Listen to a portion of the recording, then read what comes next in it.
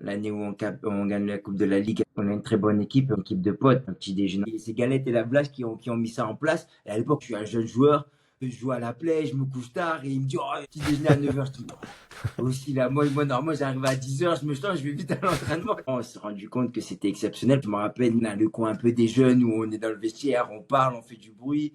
T'as les moins jeunes qui jouent à la belote. Donc, tout le monde vient et tout le monde reste longtemps. Et c'est ça qui a fait notre force. Il y avait pas de clan.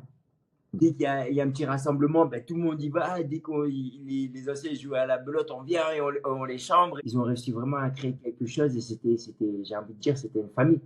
Je suis retombé sur des photos des petits déjeuners à l'Etra qu'on voyait sur les tables des Frosties, des Miel Pops, plein de céréales très sucrées, ce qui était novateur pour l'époque, hein, de faire un petit déj collectif. Mais aujourd'hui, est-ce que 15 ans après, est-ce que ça passerait?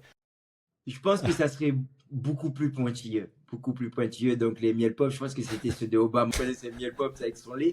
Mais maintenant, ça serait plutôt du muesli ou quelque chose comme Ouais. ça, tu vois. Donc, c'est beaucoup plus pointilleux et on va faire attention au sucre, tout ça. À Leeds, par exemple, on avait une nutritionniste H24 avec nous. Ok. Donc, le football se tend vraiment vers l'excellence. Donc, tu peux pas te permettre de faire ça.